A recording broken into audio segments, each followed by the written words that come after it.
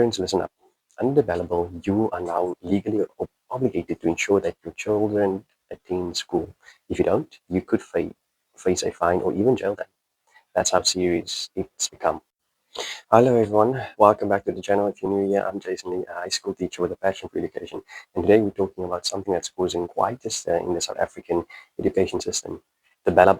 If you find this video helpful, give it a thumbs up, subscribe, and share it with someone who needs to hear this.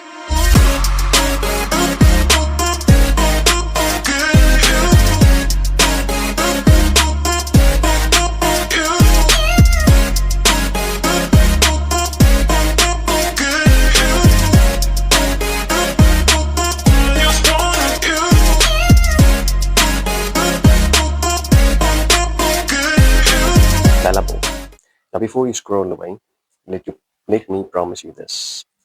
This isn't just another piece of legislation. This bill directly affects the learners, teachers, and parents. So if you are any one of those or care about education in this country, stick around. BELA stands for Basic Education Laws Amendment Bill.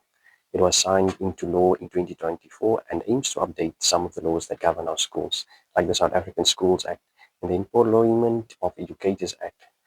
It sounds boring, maybe, but here's where it gets interesting.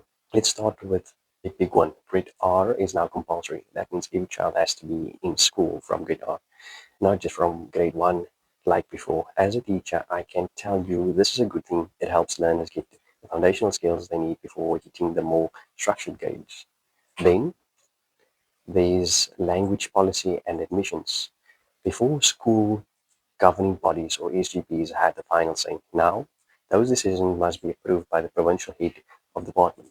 Why the change? Well, it's meant to stop discrimination and make sure schools are more accessible, but it does raise concerns about balance between community and control and government oversight. From a teacher's perspective, this bill is a mixed bag. One hand, compulsory grade R means we need more support, training and a resource to handle younger learners. On the other hand, the clearer stance on banning corporal punishments help reinforcement what many of us already believe. Discipline should be constructive, not physical. But some changes mean more admin, more reporting, more oversight, and teachers aren't always consulted on these changes, which can make implementation frustrating.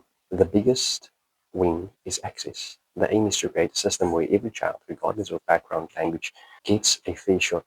Early education, fair admission, safer environments, all positives, but it's not perfect. Some learners may be placed in schools that don't cater to their language or cultural context as well as before, and that can lead to an identity and adjustment challenge. Parents, listen up. Under BELA, you are now legally obligated to ensure that your children attend school.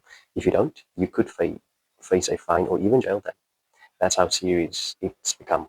Also, if you're thinking of homeschooling your child, there are now stricter rules. You have to register and follow certain standards. And that's great for consistency, but also as pressure. What do you think? As a teacher, I think the BELA has good intentions. It's pushing for equity, safety, and better early education, but it's also taking the power away from schools and communities and placing it in the government's hands. And that balance is tricky.